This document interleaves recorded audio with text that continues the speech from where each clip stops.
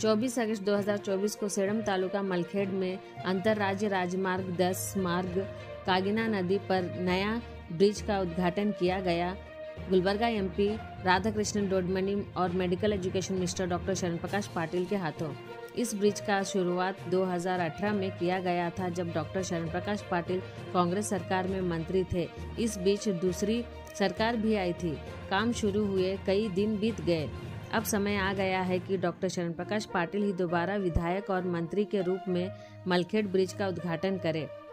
बरसात के मौसम में जब कागिना नदी में बाढ़ आती है तो ब्रिज पर पानी भर जाता था और यात्रियों के लिए समस्या बन जाती थी, लेकिन अब नया ब्रिज इन सभी समस्याओं का समाधान है। डॉक्टर शरण प्रकाश पाटिल ने कहा है कि ब्रिज का निर्माण जिला प्रशासन और लोक निर्माण विभाग के अधीन राज्य राजमार्ग निगम लिमिटेड द्वारा 23 करोड़ 75 लाख के बजट से किया गया था। आइए देखते हैं पूरी रिपोर्ट। Team Pathan, Sufiyan Khan, mister S K Ejaz Ahmad, sedum journalist के साथ। ಕುರಿ ಉಣ್ಣಿ ನಿಗಮದ ಅಧ್ಯಕ್ಷರಾಗಿರ್ತಕ್ಕಂಥ ದೇವೇಂದ್ರಪ್ಪ ಮರ್ತೂರ್ ಅವರೇ ಮತ್ತು ಗ್ರಾಮ ಪಂಚಾಯಿತಿ ಅಧ್ಯಕ್ಷರಾಗಿರ್ತಕ್ಕಂಥ ಚೆನ್ನಯ್ಯ ಸ್ವಾಮಿ ಅವರೇ, ಮಾಜಿ ಕಾಡ ಅಧ್ಯಕ್ಷರಾಗಿರ್ತಕ್ಕಂಥ ಮಾಂತಪ್ಪ ಸಂಗವಿ ಅವರೇ, ಅಸಿಸ್ಟೆಂಟ್ ಕಮಿಷನರ್ ಅವರೇ, ತಹಸೀಲ್ದಾರ್ ಅವರೇ, ಬ್ಲಾಕ್ ಕಾಂಗ್ರೆಸ್ ಕಮಿಟಿ ಅಧ್ಯಕ್ಷರಾಗಿರ್ತಕ್ಕಂಥ ಶಿವಶಂಕರ್ ರೆಡ್ಡಿ ಅವರೇ, ಬಾಬು ಉಂಟಿ ಅವರೇ ಮತ್ತು ನಾಗೇಶ್ವರರಾವ್ ಮಾಲಿ ಪಾಟೀಲ್ ಅವರೇ, ಬಸವರಾಜ್ ಪಾಟೀಲ್ ಸಹೋದರರೇ ಮತ್ತು ಈ ಒಂದು ಸಭೆಯಲ್ಲಿ ಉಪಸ್ಥಿತಕ್ಕಂಥ ಎಲ್ಲ ಮಳಖೇಡದ ಗ್ರಾಮ ಪಂಚಾಯಿತಿ ಸದಸ್ಯರೇ ಮತ್ತು ಎಲ್ಲ ಸೆಡಮಿಂದ ಆಗಮಿಸಿರ್ತಕ್ಕಂಥ ಎಲ್ಲ ಕಾಂಗ್ರೆಸ್ ಪಕ್ಷದ ಹಿರಿಯ ನಾಯಕರೇ ಮತ್ತು ಇಲ್ಲಿ ಸ್ಟೇಷನ್ ತಾಂಡ ಮತ್ತು ಈ ಒಂದು ಪಂಚಾಯತ್ ವ್ಯಾಪ್ತಿಯಲ್ಲಿ ಬಂದಿರತಕ್ಕಂಥ ಎಲ್ಲ ಆತ್ಮೀಯ ಬಂಧುಗಳೇ, ತಮಗೆಲ್ಲ ಗೊತ್ತಿರೋ ಹಾಗೆ ಇಲ್ಲಿ 2018ರಲ್ಲಿ ಜನವರಿ ತಿಂಗಳಲ್ಲಿ ಇಲ್ಲಿ ನಾವೊಂದು ಮಳಖೇಡ್ ಉತ್ಸವವನ್ನು ಮಾಡಿದ್ವಿ. ಆ ಮಳಖೇಡ್ ಉತ್ಸವ ಕಾರ್ಯಕ್ರಮದಡಿಯಲ್ಲಿ ಈ ಬ್ರಿಡ್ಜಿನ ಅಡಿಗಲನ್ನು ಮಾಡಿದ್ವಿ. ಅವಾಗ ನಮ್ಮ ಒಬ್ಬ ಸಾಹಿತಿ ಬಂದಿದ್ರು, ವೀರಭದ್ರಪ್ಪನವರು, ಕೋಂ ವೀರಭದ್ರಪ್ಪನವ್ರು ಅನ್ಸುತ್ತೆ, ಕೋಂ ವೀರಭದ್ರಪ್ಪನವ್ರು ಬಂದಿದ್ರು.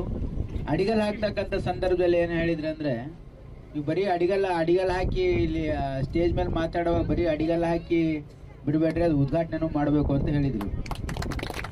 ಅದಕ್ಕೆ ನಾವೇನು ಹೇಳಿದೆ, ನಮ್ದು ಒಂದು ಈ ಪದ್ಧತಿ ಏನಿದೆ ಅಂದ್ರೆ ನಾವೇ ಅಡಿಗಲ್ ಹಾಕ್ತೀವಿ, ನಾವೇ ಉದ್ಘಾಟನೆ ಮಾಡ್ತೀವಿ ಅಂತ ಹೇಳಿದ್ದವ್ರು. ಹಾಗಾಗಿ ನನಗೆ ಆಮೇಲೆ ಎಲೆಕ್ಷನ್ ಸೋತ ಮೇಲೆ ಅನ್ಸಿತ್ತು, ಏನಪ್ಪ ನಾ ಹಂಗೆ ಯಾಕೆ ಅಂದ್ಬಿಟ್ಟೆ, ಯಾಕೋ ತಪ್ಪಂದೇನ ಅಂತ ಅನ್ಕೊಂಡೆ ನಾನು. ಆದ್ರೆ ಅದು ಯಾಕೋ ಮತ್ತೆ ಕಾಲ ಸಂದರ್ಭ ಕೂಡಿ ಬಂದು ಅದು ನಿಜ ಆಯ್ತು. ಯಾಕಂತಂದ್ರೆ ನಾವು ಸೋತ ಮೇಲೆ ಮೋಸ್ಟ್ಲಿ ನಾವು ಅನ್ಬಾರ್ದಾಗಿತ್ತೇನೋ ಅಂತ ಅನ್ಸಿತ್ತು ನನಗೆ. ಹಾಗಾಗಿ ಆದ್ರೆ 5 ವರ್ಷಗಳ ಕಾಲ ಈ ಬ್ರಿಡ್ಜ್ ಕಂಪ್ಲೀಟ್ ಆಗ್ಲಿಲ್ಲ. ಅದು ಯಾಕೆ ಆಗ್ಲಿಲ್ಲ, ಏನಾಗ್ಲಿಲ್ಲ ನಾನು ಹೇಳಕ್ ಹೋಗೋದಿಲ್ಲ. ಈಗ ಬ್ರಿಡ್ಜು ನಾನು ಬಂದ ಮೇಲೆ ಮತ್ತೆ ತಾವೆಲ್ಲ ನನಗೆ ಆಶೀರ್ವಾದ ಮಾಡಿ ಮತ್ತೆ ಶಾಸಕನಾಗಿ ತಾವೆಲ್ಲ ಚುನಾಯಿಸಿ ಕಳಿಸಿದ ಮೇಲೆ ಇಲ್ಲಿ ಅಧಿಕಾರಿಗಳ ಒಂದು ಸಭೆಯನ್ನ ಮಾಡಿ ಎಲ್ಲೆಲ್ಲಿ ಏನೇನು ಪೆಂಡಿಂಗ್ DC ಆಫೀಸಲ್ಲಿ ಲ್ಯಾಂಡ್ ಎಕ್ವಿಸಿಷನ್ ಇಟ್ಕೊಂಡು ಎಲ್ಲ ಫಾಲೋ ಅಪ್ ಮಾಡಿ ಕೆಲಸ ಮುಗಿಸಿ ಇವತ್ತು ಈ ಒಂದು ಬ್ರಿಡ್ಜ್ ಲೋಕಾರ್ಪಣೆ ಆಗಿದೆ. ಈ ಬ್ರಿಡ್ಜಿನ ಮಹತ್ವ ಏನಿದೆ ಅಂತಂದ್ರೆ, ಕಾಗಿಣಾ ನದಿ ಮೇಲೆ ಪ್ರತಿ ವರ್ಷ ಪ್ರವಾಹ ಬರ್ತಾ ಇದೆ ಮತ್ತು ಪ್ರತಿ ವರ್ಷ ಪಾಪ ಇಲ್ಲಿ ಮಳಖೇಡ್ ಗ್ರಾಮಸ್ಥರಿಗೆ ಅಷ್ಟೇ ಅಲ್ಲ, ಇಡೀ ನಮ್ಮ ಜಿಲ್ಲೆಯಲ್ಲಿ, ಯಾಕಂದ್ರೆ ಇಲ್ಲಿ ನಮ್ಮ ಸೇಡಮಿಂದ ಗುಲ್ಬರ್ಗ ಹೋಗೋರಿಗೆ ಮತ್ತು ಈ ಕಡೆಯಿಂದ ಹೈದರಾಬಾದ್ ಹೋಗೋರಿಗೆ, ಈ ಕಡೆ ಹೋಗ್ತಕ್ಕಂಥ ಎಲ್ಲ ಇವತ್ತು ಟ್ರಾಫಿಕ್ಕು ಜಾಮ್ ಆಗ್ತಿತ್ತು. 1 ದಿವಸ 2 ದಿವಸ ಜನರಿಗೆ ಬಹಳ ಅನಾನುಕೂಲ ಆಗ್ತಾ ಇತ್ತು.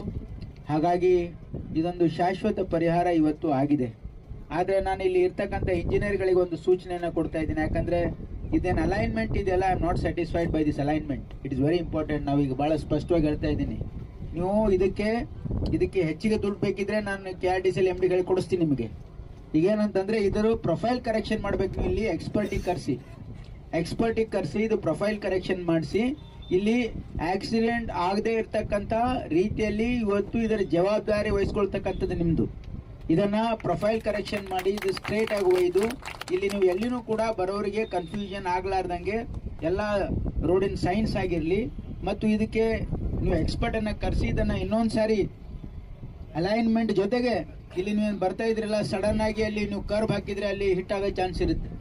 ಅದಕ್ಕೆ ರೋಡ್ ವೈಡ್ನಿಂಗ್ ಮಾಡ್ಕೋಬೇಕು. ನೀವು ಆ ಸೈಡ್ನು ಕೂಡ ರೋಡ್ ವೈಡ್ನಿಂಗ್ ಮಾಡ್ಕೊಳ್ಳೋ ಅವಶ್ಯಕತೆ ಇದ್ರೆ ಇದಕ್ಕೆ ಯಾವ ರೀತಿ ಆಕ್ಸಿಡೆಂಟ್ ಫ್ರೀ ಝೋನ್ ಮಾಡೋದಕ್ಕೆ whatever is required you have to do, and whatever money is required I'll get you.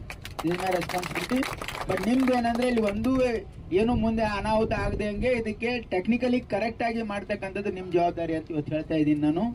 ಹಾಗಾಗಿ ಇಲ್ಲಿ ಬರ್ತಕ್ಕಂಥ ಸಂದರ್ಭದಲ್ಲಿ ಮುಂಚೆನೆ ಇಲ್ಲಿ ಸ್ವಲ್ಪ ನೀವು ಸ್ಪೀಡ್ ಬ್ರೇಕರ್ ಹಾಕೋದಾಗ್ಲಿ, ವಾಟ್ ಎವರ್ ಸೈನೇಜಸ್ ಹಾಕೋದಾಗ್ಲಿ, ವಾಟ್ ಎವರ್ ಇಸ್ ರಿಕ್ವೈರ್ಡ್ ಇವಾಗ ಮಾಡಬೇಕು ಅಂತಕ್ಕಂಥ ನಿಮಗೆ ನಾನು ಸೂಚನೆಯನ್ನ ಕೊಡ್ತಾ ಇದ್ದೀನಿ. ಈ ಒಂದು ಬ್ರಿಡ್ಜ್ ಆಗೋದ್ರಿಂದ ಖಂಡಿತವಾಗಿ ಇದು ಅಂದ್ರೆ ಆಬ್ಸ್ಟಿಕಲ್ ಫ್ರೀ ರೋಡ್ ಆಗ್ತಾ ಇದೆ. ಮತ್ತೆ ಇನ್ನೂ ಇದಕ್ಕೆ ರೋಡ್ ವೈಡ್ನಿಂಗ್ ಆಗೋ ಅವಶ್ಯಕತೆ ಇದೆ, ಅದನ್ನು ಕೂಡ ನಾವು ಪ್ರಯತ್ನ ಮಾಡ್ತಾ ಇದ್ದೀವಿ. ಅದು ನೋಡೋಣ, ಯಾಕಂದ್ರೆ ಇದು ಕನ್ಸೆಷನ್ ರೋಡ್ ಇರೋದ್ರಿಂದ ಅಷ್ಟು ಈಸಿ ಇಲ್ಲ ಇದು. ಯಾಕಂದ್ರೆ ಸರ್ಕಾರ ತಾನೇ ಮಾಡೋಕ್ಕೂ ಆಗೋದಿಲ್ಲ, ಕನ್ಸೆಷನರಿಗೆ ನೀವು ಮಾಡು ಅಂತಂದ್ರೆ ಅವನಿಗೆ ಅದರ ಡಬಲ್ ಚಾರ್ಜ್ ಅನ್ನು ಕೇಳ್ತಕ್ಕಂಥ ಒಂದು ಇದಿದೆ. ಹಾಗಾಗಿ ಈ ರೋಡ್ ವೈಡ್ನಿಂಗ್ ಮಾಡೋದಕ್ಕೆ ನಾನು BR ಪಾಟೀಲ್ ಕೂಡ ಪ್ರಯತ್ನ ಮಾಡ್ತಾ ಇದೀವಿ. ಮತ್ತು ನಮ್ಮ ರಾಧಾಕೃಷ್ಣಜಿ ಅವರು ಕೂಡ ಇದ್ರು. ಒಂದು ಮೀಟಿಂಗ್ ಅನ್ನ ನಾವು ಬೆಂಗಳೂರಲ್ಲಿ ಮಾಡಿದ್ವಿ.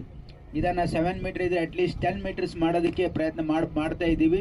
ನೋಡೋಣ, ಯಾಕಂದ್ರೆ ಈಗ ಒಂದು ಎಸ್ಟಿಮೇಟ್ ಮಾಡಿ ಸಬ್ಮಿಟ್ ಮಾಡೋಕ್ಕೂ ಕೂಡ ಹೇಳಿದ್ದೀನಿ, ಒಂದು ಪ್ರಿಪೇರ್ ಮಾಡಿದ್ದೀರಿ. ಒಂದು ನಾನು ಕೂಡ ಮಾನ್ಯ ಮುಖ್ಯಮಂತ್ರಿಗಳಿಗೆ ಮತ್ತು PWD ಮಂತ್ರಿಗಳಿಗೆ ಇದ್ರ ಬಗ್ಗೆ ಚರ್ಚೆ ನಡೀತಾ ಇದೆ.